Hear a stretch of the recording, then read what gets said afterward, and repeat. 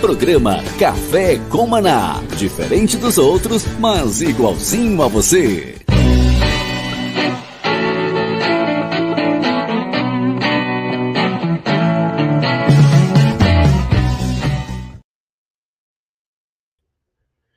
Bom dia a todos os nossos ouvintes, bom dia São Paulo, Grande São Paulo, toda essa região, Itapevi, Jandira, Carapicuíba, Osasco, Cotia e assim por diante. Que Deus abençoe rica e poderosamente a cada um dos nossos ouvintes, a todos que nos ouvem, né, em todos os lugares do Brasil, no Sul, no Centro-Oeste, Sudeste, Norte.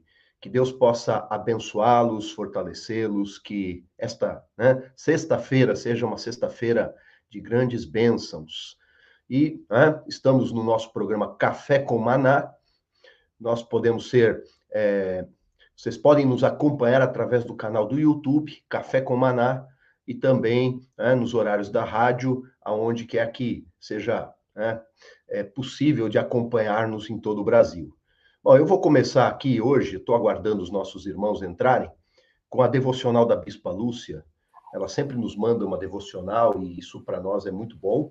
Tá aqui, olha só. Bom dia, ela coloca aqui: quando alguém está em Cristo, torna-se uma pessoa totalmente nova por dentro. Já não é mais a mesma pessoa. As coisas antigas já passaram e teve início uma vida nova. Isso está em 2 Coríntios 5,17. Eu estou mostrando a devocional da Bispa Lúcia, Paulo Renato. Bom dia. Bom dia, Robson. Bom dia a todos os nossos ouvintes, pessoal de Porto Alegre, Florianópolis. Boa tarde para São Paulo, né? Parece que estamos entrando às 15 horas, recuperando aí o programa em São Paulo. Então, boa tarde para o Paulista, para todos que nos ouvem. Juiz de Fora, Minas Gerais e todo o Brasil e o mundo inteiro aí pela internet, aí não tem limites, né? Bom dia para o Denis aí, nosso Jack Secret, sempre por trás aí, nos ajudando com tudo. Sejam bem-vindos. Que bênção. Vou continuar aqui a devocional, só para constar para os nossos Pode completar. ouvintes. Aqui diz assim: estar em Cristo significa uma entrega total e incondicional à sua vontade. É nascer de novo. Este conceito de renascimento espiritual é um dos pilares centrais da nossa fé.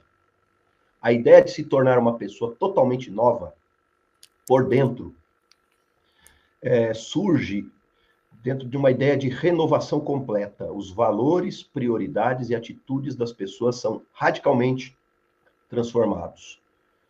O passado, com seus erros e pecados, é deixado para trás, nos permitindo abraçar um novo começo. Essa renovação não é apenas superficial ou temporária, é uma mudança profunda que afeta o coração e a mente, refletindo-se nas ações e decisões diárias.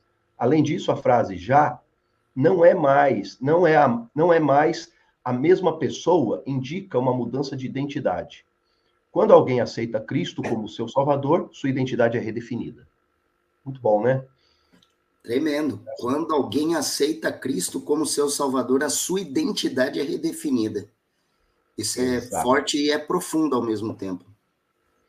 Exato. Bom, que seja assim, né? Conheçam Cristo, né? Que possa o poder de Cristo transformar tua mente, teu coração, uma visão, né, diferenciada, que o amor possa envolver, né, a tua mente, teu coração também. Bom, vamos lá, né? O tema de hoje, vamos começar nosso tema de hoje, a natureza do mal. E a ideia aqui, eu tenho dado uma olhadinha nesse assunto, qual a origem do mal? O que sabemos realmente sobre o mal? Como ele surgiu no universo?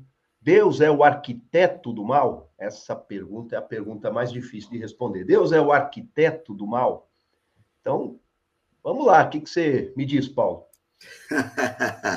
Hoje é o dia do nó na cabeça aí da turma, hein, rapaz?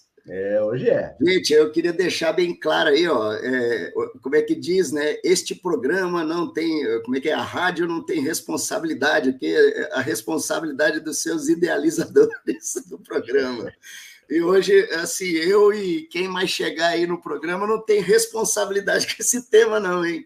A responsabilidade é com o seu idealizador chamado Bispo Robinson. nosso filósofo aí, mas excelente pergunta. Eu tenho certeza que 99,7% dos cristãos tem essa pergunta na cabeça e eu vou falar que 95% tem medo de perguntar, né? Já com medo de pecar ou então com medo de passar de ridículo, né? Mas eu tenho certeza que todo cristão na sua vida, em algum minuto da sua existência, já parou para pensar, mas afinal de contas, né, se Deus é a origem de tudo, qual é a origem do mal? Né? Como pode o mal existir se Deus é 100% bom? Estaria certa aquela premissa oriental, né, de que todo bem tem um pingo de mal e todo mal tem um pingo de bem, né? A doutrina do yin, do yang, né, aquela coisa toda que dá aquela margem para que haja mal no bem, que haja bem no mal, e assim desse jeito, tudo era um equilíbrio, nada era absoluto. Eu quero deixar bem claro, meu nobre irmão, Bispo Robinson, que no meu coração não tem nenhuma sombra de dúvida que o mundo espiritual é um ambiente de absoluto, sim, onde o bem é o bem e o mal é o mal. Okay? E desde ontem, a hora que você lançou esse desafio para nós aí, para a gente estar debatendo sobre esse tema, eu estou ressuscitando tudo que eu já parei para pensar nisso, que eu já ouvi pessoas, Tomás de Aquino, Agostinho, já ouvi Aristóteles, já ouvi Robson Rodovalho, um dos maiores filósofos que eu conheço, né, falando sobre a origem do mal. Lembro o Bispo Rodovalho no ensino dizendo que Satanás era a semente do mal, né? E agora, por que ele é a semente do mal? Porque quem plantou essa semente? Deus é o criador de todas as coisas. Então vamos lá, vamos começar agora já com algumas coisas aqui, nós dois vamos abrir nesse leque. Eu tô doido pro Bispo João conseguir entrar hoje, cara, porque eu ia amar ouvir o que ele tem a dizer sobre isso também. Mas, enfim, em Isaías 45, versículo 7, cara, dá uma olhada que está escrito aqui. Esse versículo é aquele que eu acho que todo crente que não tem uma convicção do absoluto divino pula na hora de ler. Lê o versículo 6 e pula para o 8. Dá uma olhada que diz o 7 aqui de 45 de Isaías. Eu formo a luz e crio as trevas. Faço a paz e crio o mal. Eu, o Senhor, faço todas estas coisas. E agora? O que a Forte, gente... né? Esse versículo dá nó. Rapaz, sabe que o dia que... Quando não é o dia que eu me converti, não. O dia que eu acendi a luz para a necessidade de ler mais a palavra. O pessoal vê a gente aí no ministério, né, como sacerdotes e tal, eles acham que a gente nasceu lendo a Bíblia, né? Eu não, eu me converti, levei um tempo, me batizei nas águas, levei mais um bom tempo até alcançar o batismo com o Espírito Santo, tive uma dificuldade louca de fluir nos dons, embora batizado com o Espírito Santo. Eu fui orar em línguas a primeira vez na minha vida, acho que 10 anos depois que eu fui batizado com o Espírito Santo, porque eu queria ter uma convicção que eram coisas de Deus e não da minha carne, por imitação daqueles que eu ouvia dizer, sabe? Foi o discipulado, eu vou ser mais preciso, a Bispa Leila, nossa querida Bispa Leila, que agora está em Cuiabá, até pouco tempo atrás estava em Porto Alegre, junto com o Bispo Luiz dos Anjos, ela era minha discipuladora, na origem da primeira igreja do sul do Brasil, da primeira Sara do sul do Brasil, em Cianorte, Paraná.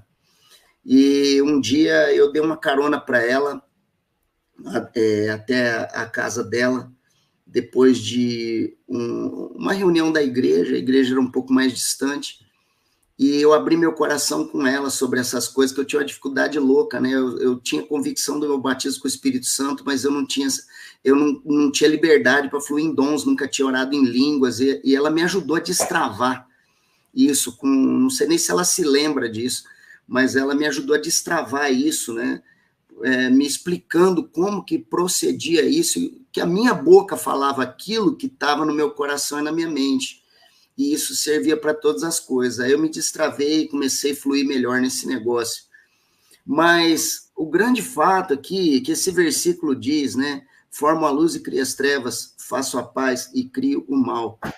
Eu acho que a pessoa precisa de um pouquinho mais de conhecimento técnico, científico, e por que eu não dizer nesse caso aí, mais para você, né, filosófico, vamos lançar a mão da metafísica. Né? A metafísica é o estudo do ser, enquanto ser. E até onde eu me lembro, não é minha área, tá? Eu não estudei filosofia de forma pura, que nem você, por exemplo, estuda, mas eu estudei direito e estudei teologia, onde existe muita filosofia, certo? E eu me lembro que na metafísica, se eu errar, me corrija, por favor, mas a metafísica fala da questão da existência em duas etapas. A existência em potencial, potência, e a existência de fato, o ato, né? Potência e ato. Que tudo existe primeiramente em potência e, em segundo, em ato. Por exemplo, em ato, eu sou pai de 2 filhos. Esses 2 filhos existem. Mas em potência, eu tenho um filho casado. Esse filho não tem filhos, ainda não teve filhos. São casados novos, está no planejamento deles, eles conversam sobre isso. Logo, tanto meu filho é pai em potência, quanto eu sou avô em potência. É fato que eu tenho um filho, mas é potencial que eu vou ser avô. E isso é uma probabilidade gritante, porém ainda não existente, mas, de qualquer forma, é assim que funciona. Primeiramente em potência e segundo em ato, quando de fato as coisas vêm a existir. Quando Deus cria o universo, a gente sabe que houve uma rebelião no céu, onde cai aquele que nem na Bíblia tem esse nome, né, mas todo mundo conhece por Lúcifer, né? No caso aí no hebraico, Rei Léo. Ele entra numa rebelião no céu e, conforme Apocalipse 12:4, de forma profética, se revela que o dragão, com sua cauda, levou consigo 1/3 das estrelas do céu. Estrelas estariam relacionadas aos anjos, certo? Então, de fato, houve um agrupamento de seres celestiais criados por Deus, que tinham lá, digamos, talvez um certo arbítrio, governado aí por uma liderança estabelecida, supostamente esse Rei Léo, onde o mal no coração dele surgiu, mas o mal surgiu, o mal havia em potência. Por quê? Porque Deus estabeleceu regras, e a quebra dessas regras que provocava a harmonia das forças, das energias que ele gerou, entrou em colapso por conta da transgressão de uma regra. Vamos vir para a natureza humana, o Éden, Adão e Eva, na situação do Éden, 2 árvores, conhecimento do bem e do mal, e a outra, árvore da vida. Adão gerado conforme imagem e semelhança de Deus, e de repente o que acontece ali é aquela cena onde esse ser caído e havia sido atirado para a terra, conforme outro trecho da palavra declara, ele ali rondando pelo Éden, encontra com Eva e tem aquele diálogo cabuloso, né? Como diriam aí os delatores, né? Um diálogo cabuloso, e Eva acaba caindo naquela lábia maligna, satânica, pelo silêncio de Adão também, que ficou ali meio que observando por detrás da moita, tudo aquilo acontecendo. E o livre-arbítrio que Deus concedeu aos filhos, porque para mim a maior prova do livre-arbítrio não são todas as teologias que estão em volta, mas o próprio fato de Deus haver criado o homem conforme a sua imagem, a sua semelhança, porque Deus é livre, ele é livre de pensamentos, não está preso a nada. Então, o livre-arbítrio humano, ele causou o colapso, ele formou o segundo colapso universal ali, por causa do fato de que houve a transgressão da lei que protegia o homem naquela situação. Então, o mal era uma potência o tempo todo. É como que se diz, né? Não existe as trevas, o que existe é a ausência de luz. A ausência de luz forma as trevas. Cria uma ruptura na luz e você terá trevas, né? Então, a luz existe como energia da vida, mas as trevas é o fato de alguma forma, causar uma ruptura da luz. Então, veja, o mal, ele existia em potência. Então, eu não tenho dificuldade hoje, já tive um dia com muitos cristãos, mas eu não tenho dificuldade hoje com essa coisa de se Deus criou tudo, então logo ele também criou o mal, né? Não, Deus criou o bem e criou regras, porque ele formou coisas conforme sua imagem e sua semelhança. E por conta disso, nós temos a potência e nós temos o ato. Aí eu pergunto... É uma definição realmente do mal. Uma das, né? Porque assim, o mal desculpa a minha forma meio embolada aqui de colocar, não, porque eu não sou filósofo, eu sou apenas um entusiasta. Você filosofou bem. Na verdade, o mal, uma das definições está ligado à quebra de leis morais, né? Essa é uma das definições, leis morais. Então, a quebra de leis que produziu o mal, ou que gerou o mal. Interessante. Bem-vindo, Bispo João, Bispa Jussara. Deus abençoe, bom dia. Vamos lá, né? Vou fazer a pergunta já. Deus é o arquiteto do mal? Bispa Jussara, obrigado por perfumar o ambiente aqui hoje. Muito cheiro de homem nesse programa aqui.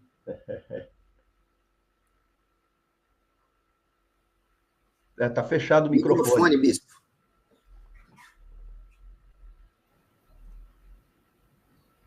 Bom dia. Bom dia. Tudo bom? Bom dia aos nossos ouvintes, aos nossos participantes do YouTube, o Denis. Não, Deus não é o arquiteto do mal, né?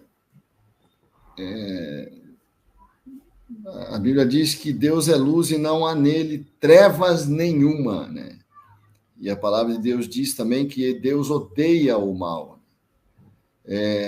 Então não há nenhuma relação de Deus com o mal. Eu creio que o mal é uma consequência de um bem, né? O bem é a liberdade, né? Para usar aqui não um pensamento, é o pensamento de Santo Agostinho, que eu acho que enfrentou bem essa questão. O Deus criou a liberdade, né? E a liberdade cria a possibilidade do mal, porque não tem como o homem ser livre. A única opção para o mal não existir é você criar robôs que façam tudo conforme a vontade de Deus. Cegamente e sem vontade, né? Se você quer que alguém faça livremente a vontade de Deus, você tem que criar a possibilidade de ele não fazer livremente a vontade de Deus. Não tem outra opção. Se o mal não existisse, nós seríamos robôs. Se não existisse a possibilidade do mal, nós não teríamos outra opção a não ser fazer o bem. E isso criaria um mundo sem escolhas. Eu seria forçado a sempre escolher o que Deus quer. Não seria livre a minha opção por Deus. Seria a única coisa que eu teria. E eu seria forçado sempre a fazer a vontade de Deus por algum mecanismo, por algum algoritmo que funcionasse dentro de mim, né? A única possibilidade de eu escolher o bem, a única possibilidade que existe de eu escolher o bem livremente é a possibilidade de eu não escolher o bem. Se não houver essa opção, eu sou um robô. Como Deus não queria robô, Deus queria que as pessoas optassem por ele livremente, criou a possibilidade de as pessoas escolherem se divorciar do bem. Criou a possibilidade das pessoas rejeitarem o bem. Se você quer um ser livre, você tem que criar pessoas com a possibilidade de rejeitar qualquer coisa, inclusive a Deus. Senão as pessoas não são livres. Se a pessoa não tem a possibilidade de rejeitar a Deus, se não existe a possibilidade de eu rejeitar a Deus, eu não sou livre. Então o mal é consequência dessa necessidade de o homem ser livre para ele poder ser um ser autônomo, um ser que tenha um mínimo de autonomia para que possa fazer escolhas. A outra opção é você criar robôs, né? Que vão sempre escolher aquilo que você quer. A chave está ligada só para um lado. Um homem livre, ele pode escolher qualquer coisa. Qualquer coisa. e aí ele pode escolher se afastar do bem. Não existe o mal. O mal não é uma substância que está atrás da porta. O mal não é uma substância que está embaixo da minha cama. O mal não é algo que eu posso, né? É como Jesus fala, olha, você está preocupado em não tocar nisso, em não comer aquilo. Nada que você faz te torna impuro. O que torna a gente impuro são as opções, são aquilo que sai do nosso coração, as escolhas erradas, a inveja, a lascívia, as coisas erradas que saem da nossa alma. Então, o mal é uma consequência da liberdade. E o mal é um parasita. O mal precisa do bem. O mal não consegue funcionar sem o bem. O mal é algo que é um parasita do bem. Ele precisa distorcer o bem. Ele precisa do bem para existir. Ele não existe sozinho. A promiscuidade precisa do bem, que é a sexualidade humana. A ganância precisa de um bem, que é a possibilidade do homem ter propriedade, adquirir coisas. Enfim, a idolatria precisa de um bem, que é o senso de adoração que existe no coração humano, o senso de devoção. O mal é sempre a distorção de algo bom. O mal é um parasita, né? Não existe por si só. Como o Paulo Renato já explicou, e eu acho que é exatamente isso, o mal está sempre dependendo de algo que é potencialmente bom, que ele distorce. Então, e essa passagem, né, que vocês estavam referindo de Isaías 45, eu crio o mal, primeiro que tem uma questão de tradução aí, né? Você pegar, por exemplo, na nova versão internacional, aparece eu crio a luz, né? Eu crio as trevas, não eu crio o mal. E ali o texto, quem explica isso muito bem, é um teólogo chamado R.C. Sproul. Ele diz que aí você tem que entender o estilo literário que o profeta está usando. Ele está usando um recurso que se chama paralelismo, em que é muito comum na literatura judaica eles usarem essa técnica de contrastar coisas para ressaltar uma ideia. O que o autor está querendo dizer é que Deus cria todas as coisas, né? E não é que ele criou o mal no sentido do mal vir a existir, mas é no sentido de que, nesse texto aí, eu crio a paz e faço a guerra. É isso que Deus está falando. Não é que ele criou o mal, não. Aí é um paralelismo de que Deus, ele traz também, tanto ele pode trazer a paz, quanto ele pode trazer a calamidade sobre uma nação, né, como aconteceu com Israel, por exemplo, no cativeiro, por conta do pecado da nação. Não é que Deus criou aquele mal, Deus trouxe o mal sobre a nação, Deus criou a calamidade, porque a nação pecou. Esse é o sentido do texto, e não no sentido de uma criação original do mal. O sentido do texto não é esse.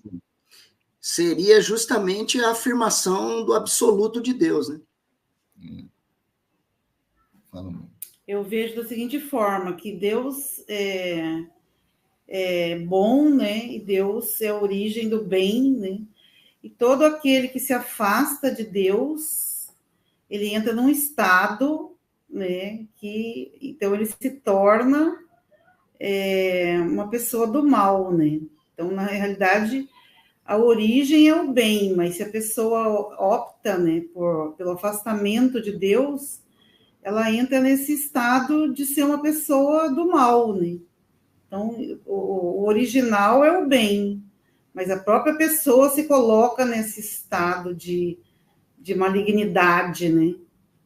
Eu acho que é aí que está essa questão do eu crio o mal, mas a criação, na realidade, é o do bem, mas a partir do momento que a pessoa faz uma opção pelo mal, ela entra nesse estágio que qualquer um pode entrar pelo afastamento de Deus, né? Quanto mais próximo você está de Deus, mais parecido você fica com Deus, né? Então, quanto mais você tiver essa influência divina, né, mais você vai ter da essência divina. Por isso que, né, os seres espirituais aí da maldade vão ficando descaracterizados, né?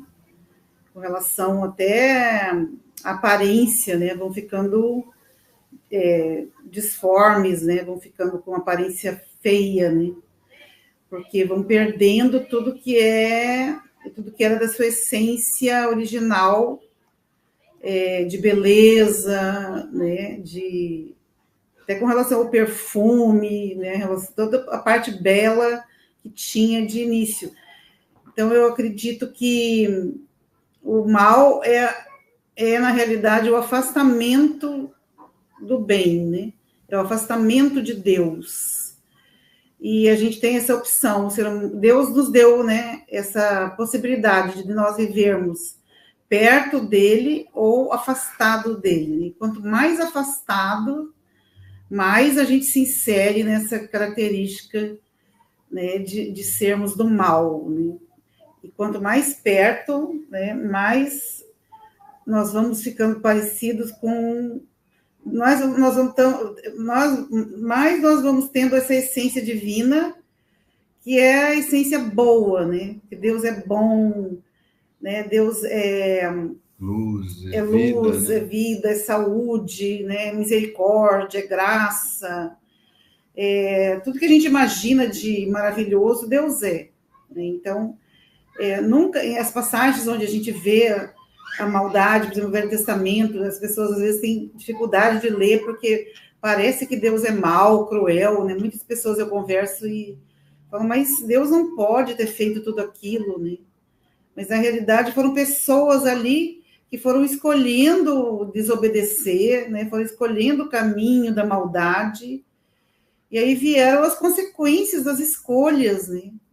Nunca foi algo que Deus prontamente ali teve uma iniciativa sem ter nenhuma causa, né? E as pessoas, elas vão colhendo as consequências das suas escolhas por conta do livre-arbítrio, né? Muito bom. Vou fazer uma outra pergunta, porque o assunto do mal é objeto da oração de Jesus. Ele nos ensina a orar e dentro da oração do Pai Nosso ele coloca, livra-nos do mal. Quer dizer que ele quer uma intervenção, o pedido dele na oração é uma intervenção do céu, né? Não nos deixando cair em tentação, mas livrando-nos do mal. Bom, se pegarmos o conceito de Santo Agostinho, que é realmente, né, que o mal, ele está ligado aos abusos da liberdade humana, o que Jesus está orando, então, né, sobre Deus interferir na liberdade humana. Como é que é isso? Né? Livra-nos do mal. O que você me diz, Paulo Renato? Muito bem. Livra-nos do mal. Justamente volta à questão da potência do ato, né? Volta à questão do absoluto de Deus e do arbítrio que ele deu ao homem conforme a criação, sua imagem, a sua semelhança, a capacidade de fazer escolhas. Uma escolha de caminhar alinhado com aquilo que é pré-determinado, pré-estabelecido, ou a escolha de desalinhar-se, causar a ruptura, causar o colapso, né? Voltamos àquela premissa, né? O ser humano só conheceu o mal quando ele abandonou aquilo que seria o bem, quando ele sai daquela premissa inicial. E aqui existe um pedido claro, né? Livra-nos do mal. Deixa eu abrir aqui, ó. Tá, o versículo 13 de Mateus 6:13, não nos deixes cair em tentação, mas livra-nos do mal. Aí tem entre colchete, né, pois teu é o reino, o poder e a glória, que seria um acréscimo, um adendo ali, mas enfim, não nos deixes cair em tentação, mas livra-nos do mal. Agora já seria uma nova consciência, diferentemente, lembrando que Jesus é o último Adão, né? O primeiro Adão não teve o cuidado de naquela hora ali invocar essa premissa da ajuda divina, né? Do cuidado divino, da luz divina sobre a sua mente. Já o último Adão, ele traz essa ideia para nós aqui, não nos deixes cair em tentação, mas livra-nos do mal. A palavra grega aqui rumai, né? Rumai, livra-nos do mal. Seria resgatar, libertar, seria a palavra original para isso. E mal aqui seria o poneros grego, né? O excesso de labor, aborrecimento, a fadiga, né? A tormenta. Seria esse jogo de palavras assim, que o homem está sujeito a, quando ele quebra essa aliança com a perfeição divina, com a sua própria natureza formada por Deus, lembrando que a gente já traz uma sobrecarga genética, né, do pecado de Adão e de Eva, e que Cristo realmente veio para trazer o antídoto e entrar no lugar. Aí, então, essas coisas começam a fazer sentido. Nós temos um apoio, nós temos um apego, embora haja uma natureza cuja tendência sempre é para o negativo, por conta da ruptura causada no Éden, nós temos um apego, um modelo, né, no qual se apegar. E essa comunhão com Deus não foi fechada, ela foi aberta, né? É como aquela coisa, eu queria exemplificar aqui também vamos seguir o modelo de Cristo aqui, usando uma parábola, né? Certa vez um rei, ele, para evitar um problema grave no seu reino, que era furtos constantes, embora o furto fosse um delito de menor potencial, porque para nós do direito, né, Bispo João, a gente tem uma diferença técnica entre furto e roubo, né? Roubo é quando existe emprego de grave ameaça ou violência. E o furto não, é a mera subtração do bem sem emprego de grave ameaça ou violência, é no sorrateiro, né? Na malandragem. Aí o rei tinha um índice muito grande de furto lá no seu reino. E aí, cansado das demandas, né?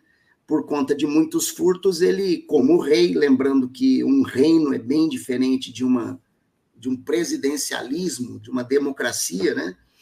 Ele edita um decreto real contra o qual nem ele mesmo poderia revidar. E nesse decreto ele declara algo radical, que a pessoa pega em flagrante de furto perderia os seus 2 olhos. Teria os seus 2 olhos arrancados. O exemplo é grosseiro, mas entenda, é um rei, e ele queria dar uma solução. E por muito tempo o reino sossegou, até que coisa de um ano e pouco depois, a turma chega para ele e fala: rei, lembra do teu decreto? Pegamos em flagrante um furto. Depois de tanto tempo, alguém com muita ousadia resolveu afrontar o decreto real. E essa pessoa foi pega em flagrante e ela está ali. O que o senhor nos diz para aplicar? Ele falou: faça valer o decreto, porque o decreto do rei vale para o próprio rei. E o servo diz: é sobre isso mesmo, meu rei, porque esse ladrão é o seu filho, o príncipe. Ele foi pego furtando galinha no terreno de um camponês. E aquele rei imediatamente empalideceu, a língua secou, mas ele tinha um edito real. E esse edito real não pode voltar atrás. E esse rei, por um tempo, pensa, todo mundo na expectativa, de repente ele abre e traz uma resposta. E ele diz: como rei, eu preciso fazer valer a lei.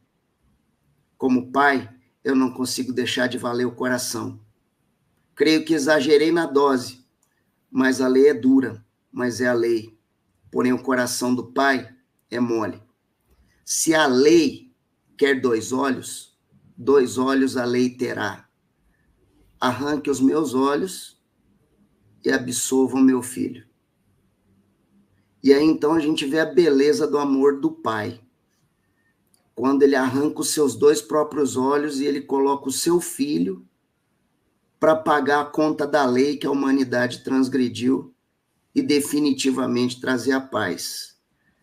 E aí, então, a gente vê um Deus de misericórdia, um Deus de amor, que ele publica um edito, mas, ao mesmo tempo, ele dá uma solução, ele traz uma pacificidade, e ele mesmo, através desse filho, diz, né? Não nos deixeis cair em tentação, mas livrai-nos do mal, para que a gente não venha cair no edito.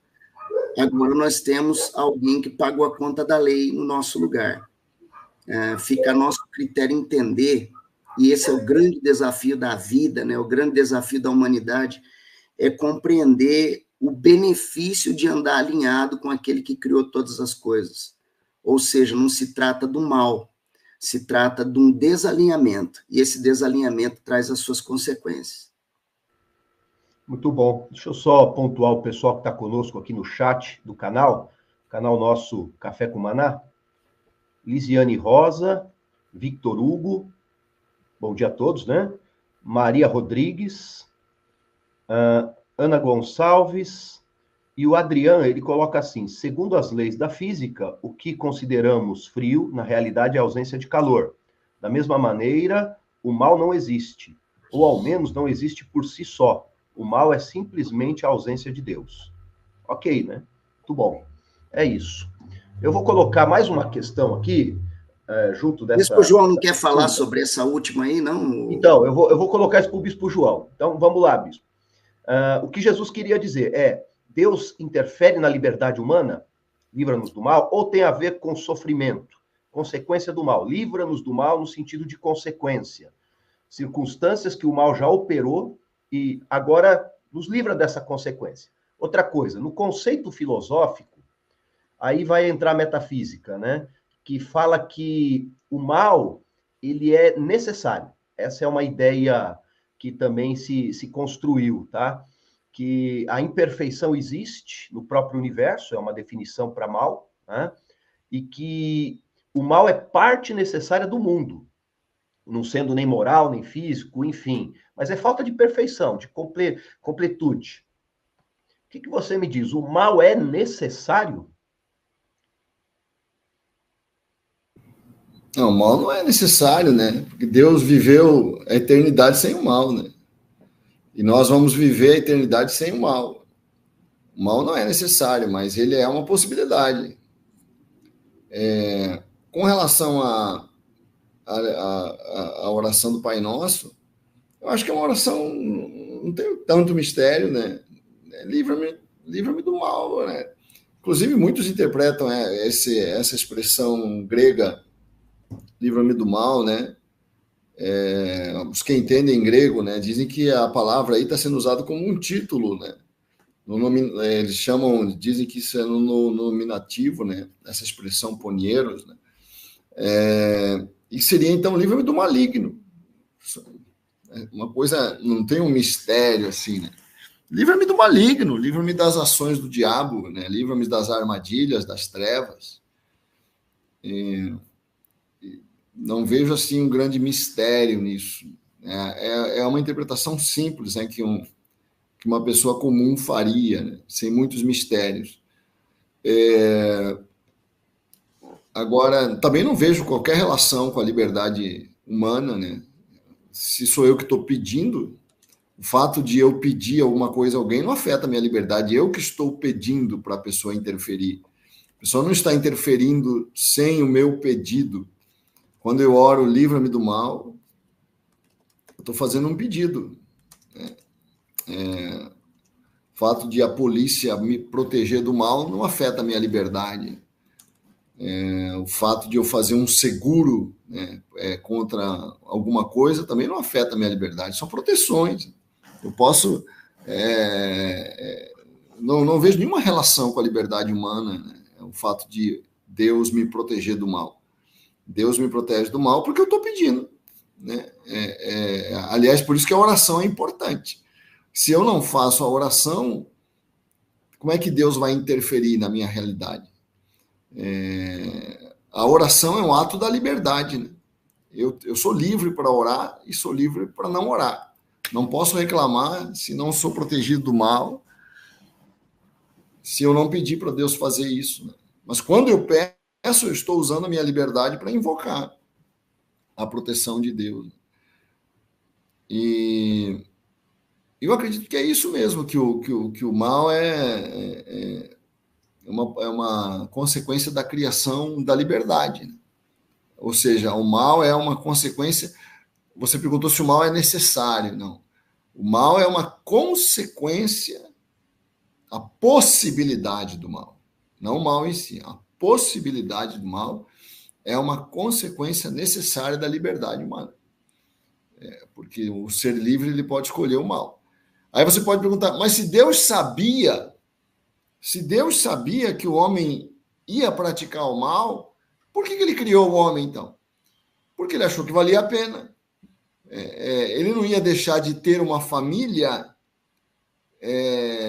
das pessoas que vão aceitá-lo e vão querer andar com ele, apenas porque alguns iriam rejeitá-lo. Ele achou que por esses que iam fazer a opção pelo bem, valia a pena criar o homem livre, ainda que alguns fossem rejeitá-lo. Quer dizer, a tristeza da rejeição é compensada no coração de Deus. Deus acha que vale a pena sofrer isso, sofrer o mal, né, pela glória de ter os seus filhos, né, como uma família com ele. Deus optou porque... mas por que Deus fez se ele sabia? Porque ele sabia que alguns iam optar por ele. E por esses valia a pena criar o mundo com homens livres, né? E anjos livres também, porque os anjos também são livres. Pode mencionar o chat, o Paulo Renato. Como é que nós estamos com o chat? Sim, tá legal aqui, o pessoal tá participando bem, a gente tá com um grupo bom assistindo a gente ao vivo, né? Imagino que, claro, o grupo maior tá conosco na rádio, mas pela rádio, infelizmente, ainda não temos essa condição de interatividade, né? A não ser que a gente tivesse uma linha para participação via ligação. Ainda não é nosso caso, nossa possibilidade, mas o chat dá essa condição. E a gente tem aqui, depois das últimas menções que você fez, nós temos uma participação da Mary. Ela diz assim, que estou estudando sobre o livre-arbítrio e vocês estão acrescentando. Que massa! É legal. A Maria Rodrigues, chegou aqui, Maria. Obrigado a tua participação gigante. Como sempre, a Maria sempre conosco e participando bastante. Ela faz algumas considerações aqui, dentro daquilo que ela entende do assunto, sente do assunto. Ela diz assim, a vida é uma constante batalha do bem contra o mal e nós temos o poder de escolher em qual lado vamos lutar. Aqueles que seguem o caminho do mal vão colher aquilo que semeiam, mais cedo ou mais tarde. No entanto, aqueles que cumprem os mandamentos de Deus e fazem a sua vontade, alegram o coração do Pai. Fazer o bem não é fácil, é algo que desgasta. Muitas vezes, para fazer o bem, temos que investir tempo, dinheiro ou o nosso próprio esforço, mas aqueles que aceitaram Jesus como Senhor e Salvador são chamados para ser luz e sal do mundo, fugindo da aparência do mal, né?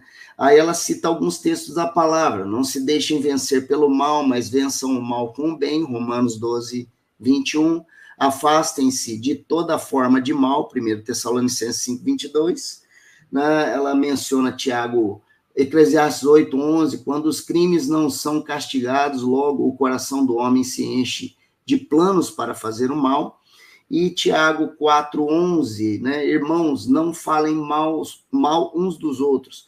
Quem fala contra o seu irmão ou julga o seu irmão, fala contra a lei e a julga. Quando você julga a lei, não a está cumprindo, mas está agindo como juiz. E, por fim, Tiago 1,13. Quando alguém for tentado, jamais deverá dizer, estou sendo tentado por Deus, pois Deus não pode ser tentado pelo mal e a ninguém tenta, né? Vitor Hugo diz, se somos livres, porque Deus faz vasos para honra e vasos para desonra? Aquela velha pergunta, né? Já chamou aqui outra coisa, né? A predestinação existe, né? Será que sim? Será que não?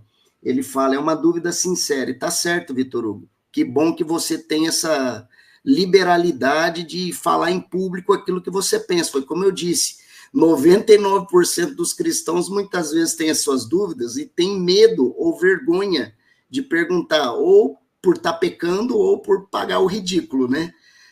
Ou ser retaliado pelo que pensa. Tá certo, é isso aí, tem que colocar assim mesmo. Aí, olha só, apareceu um tal de Kennedy Prado aqui no chat. Ele está dizendo aqui, podem me chamar de príncipe africano. Né? Ele faz uma pergunta, qual é o número do mal? Que número mal calça, gente? Tem número mal, né? Eu vou colocar 666, tá? Não vou colocar o que ele quer ouvir, Eu não. também acho que é isso aí, 666. deve ser isso. Mas viu, Bispo João, o Vitor Hugo pergunta se somos... Desculpa, o Bispo Robson, vamos ver o que a gente fala aqui com o Vitor Hugo, né? Ele pergunta, se somos livres, por que Deus faz vasos para honra e vasos de desonra? Deus não faz, né? Deus criou os vasos e os homens vão fazendo as suas opções, fazendo as suas escolhas, né? E você tem duas maneiras, aí tem duas interpretações. A interpretação calvinista é essa, né? Que o Deus faz os vasos já determinados para condenação, para o inferno, né? Mas essa é uma interpretação. Esse é um texto muito difícil. Não é Romanos 9 é um dos textos mais difíceis da Bíblia. E uma interpretação muito literalista desse texto leva a essas conclusões, né? Que Deus, cruelmente, era um capitão de um navio que passou pelo Titanic, viu que estavam morrendo 3.000 pessoas e falou para o seu capitão, né? Falou para o seu auxiliar, né? Falou, eu vou salvar 1.500 pessoas desse navio. Aí o auxiliar falou para ele assim, não, como assim, capitão? O senhor pode salvar os 3.000, tem lugar para todo mundo. Não, mas eu só quero salvar 1.500. Mas por quê? Porque eu quero, é a minha decisão. Isso vai contra toda... E para mim, essa é a visão calvinista. É um Deus do Titanic que passa pelo Titanic e fala, eu vou salvar só 1.500 porque eu quero salvar só 1.500. Mas você podia salvar 3.000? Não, mas eu não quero salvar os 3.000. Eu só quero salvar 1.500, essa é a minha decisão e acabou. Isso vai contra toda a natureza do que nós sabemos quem Deus é. Eu não aceito isso porque isso se choca contra tudo que nós sabemos sobre Deus, tudo que nós conhecemos sobre Deus. Então, quando uma passagem aparentemente contraria toda a natureza, todo o espírito da Bíblia, nós temos que procurar uma outra interpretação para harmonizar com o todo. Não podemos pegar uma passagem e falar, olha, essa passagem diz isso. Não, mas a passagem ela só faz sentido em harmonia. A Bíblia não é uma. Você não pode... quando a gente estudava interpretação, a gente tem um professor que falava muito isso. Você não pode interpretar a Constituição em tiras. Você não pode interpretar a Bíblia em tiras. Você tem que entender o todo, o espírito do todo, e aplicar as passagens particulares conforme o espírito total da Bíblia. E o espírito total da Bíblia é que Deus... Aliás, há uma tira que diz isso, que Deus quer que todos se salvem, né? Essa é a vontade de Deus. Então, não faz sentido que um Deus que quer que todos se salvem faça essa escolha radical, de mesmo sem o cara pensar, sem nada, dizer, não, isso aqui eu vou mandar isso aqui para o inferno, vou mandar... Por que Deus? Não, é por puro esporte. Vou mandar isso aqui para o inferno, vou mandar isso aqui para o céu, vou mandar... Isso não se alinha à bondosa natureza de Deus, né? Eu acho que quando Deus fala que ele escolhe, quando Deus fala que ele chama, como no caso de Jacó, como no caso de Esaú, tem a ver com um propósito específico. O propósito específico para Israel era em Jacó. Não que Deus aí não está falando da salvação eterna. A salvação eterna é uma oferta que Deus faz a todos. Existe um escolhido, que é Cristo. Ele é o escolhido. E se eu entro em Cristo, no momento em que eu entro em Cristo, eu entro na eleição. Eu sou eleito quando eu estou em Cristo, porque Cristo é o eleito. Cristo é o eleito. Quando eu entro em Cristo, eu entro na eleição. É isso. Muito bom. Bispa Jussara, vou deixar essa para a senhora. Existe utilidade no mal? Eu acredito que uns se tornam para honra, né? E outros para desonra, porque a pessoa mesmo se coloca nessa posição, né? Depois que ela escolhe, né? Ser alguém que vai honrar a Deus, né? Que vai ser alguém que vai ter atitudes, vai ter reações que vão agradar a Deus, né? Ela vai se tornar, porque um vaso ali, né, tem sentido, né, de ser um servo, né? Nós somos vasos, quer dizer, nós somos recipientes, né?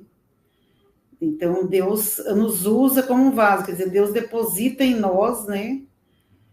Dons, habilidades, nós nos tornamos servos. Então, aqueles que se colocam diante de Deus para serem servos dele, né? Deus vai ali depositar coisas nobres, né? E outros são os vasos de desonra, onde ali vão ser depositadas coisas ruins, que as pessoas foram atrás dessas coisas ruins, né? Onde existe maldade, existe a malícia, violência, todas essas coisas terríveis que a gente tem visto hoje, né?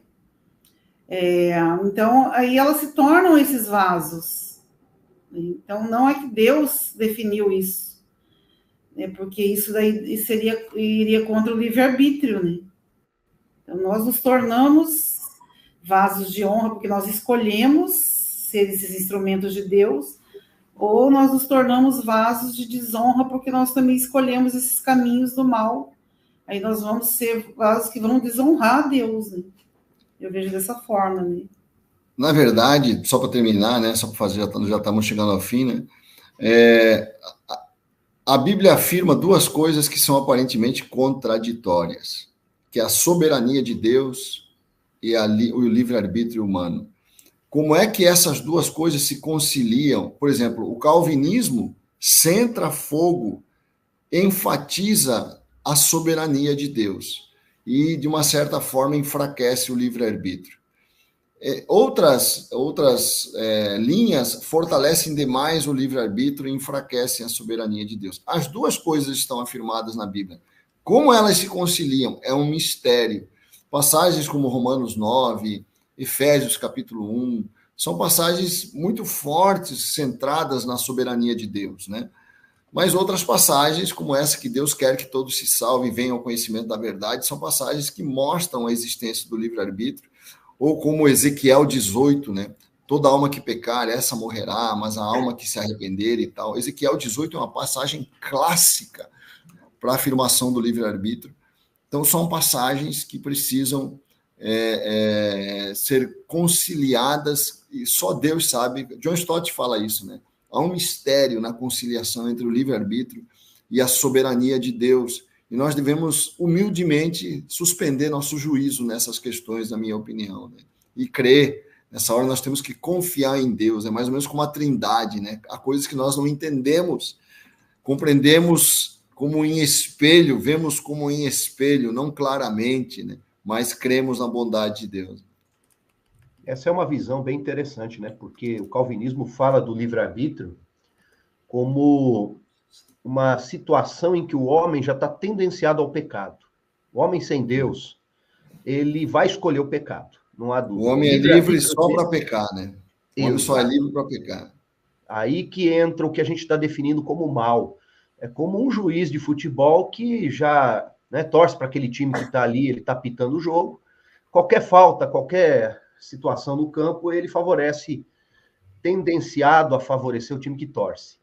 O pecado é pior, né? Porque o pecado, ele lida com o prazer, lida com, né, desejos, vontades. É uma vontade contaminada, e aí complica. E essa vontade contaminada, aí entra na definição de mal que Santo Agostinho coloca, né? Que o livre-arbítrio vamos dizer assim, a ferramenta, há um abuso da liberdade humana que produz o mal.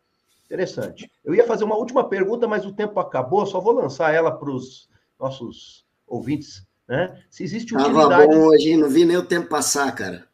Utilidade para o mal, né? Aquela história que usam para justificar guerras e outras coisas, né? Para um bem maior.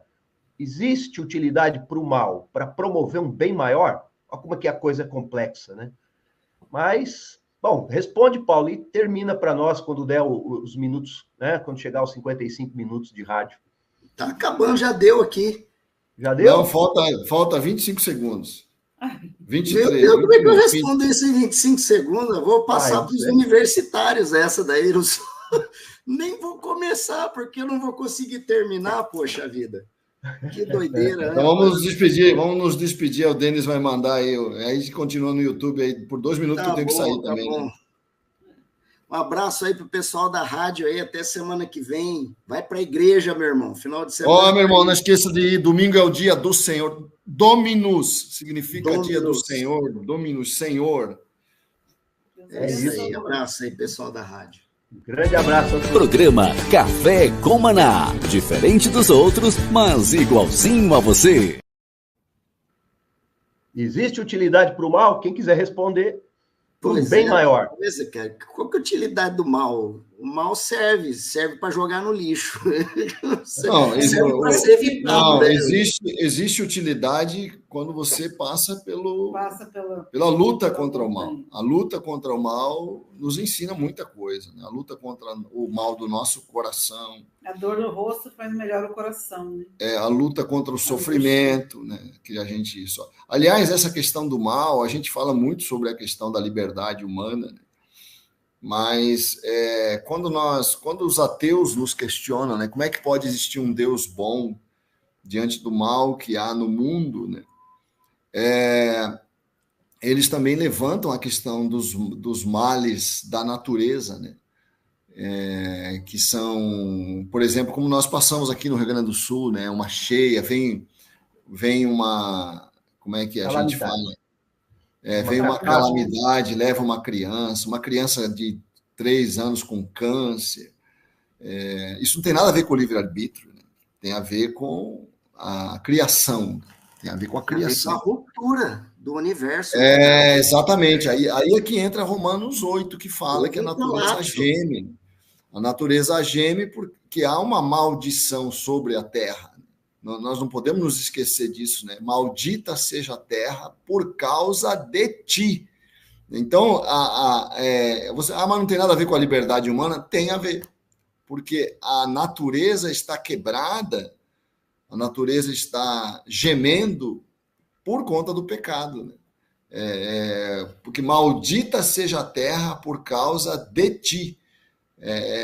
Quando Deus decreta, Deus estabelece a responsabilidade humana pela perturbação, né, da natureza, pela perturbação da criação. Então, os males da natureza, o câncer, os terremotos, as tragédias naturais, decorrem de uma natureza desgovernada, né, que, de alguma forma, o livro de Jó mostra, né, que isso permitiu que Satanás, de uma certa forma, colocasse o dedo dele, né?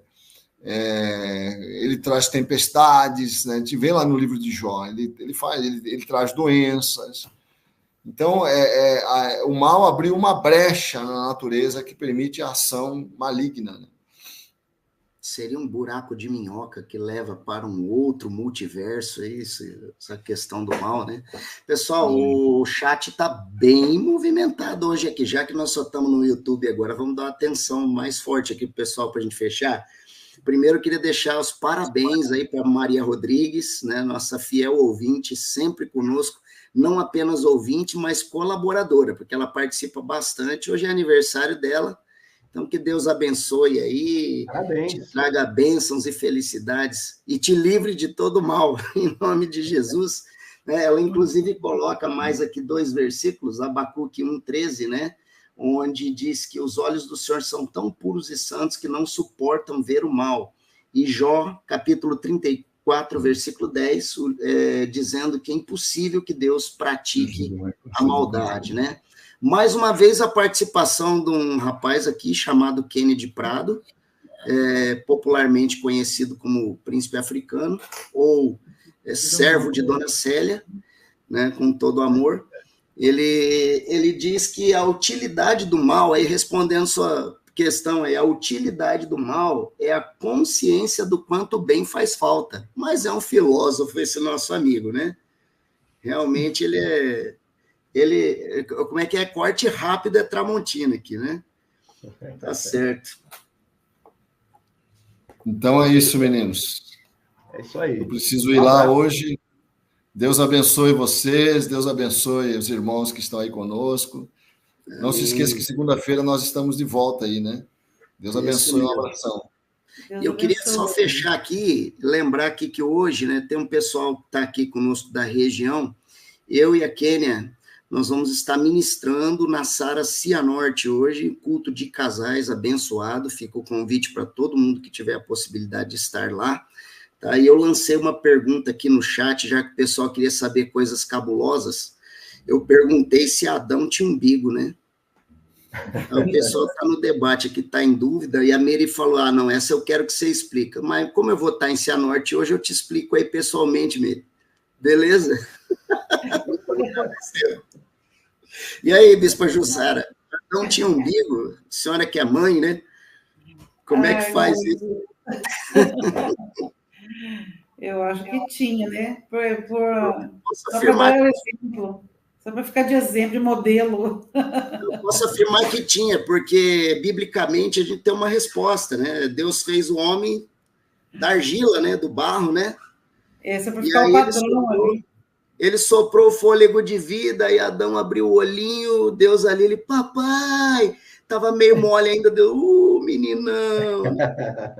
Ele foi o padrão, então tinha que ter para ficar o molde certinho. Aí ficou o umbiguinho ali. Tá bom, gente, final de semana abençoado aí para todos. Vai para a igreja, povo. Deus abençoe. Deus abençoe a todos. Um abraço. Show. Até mais. Abraços. Pode fechar. Tchau, gente. Deus abençoe.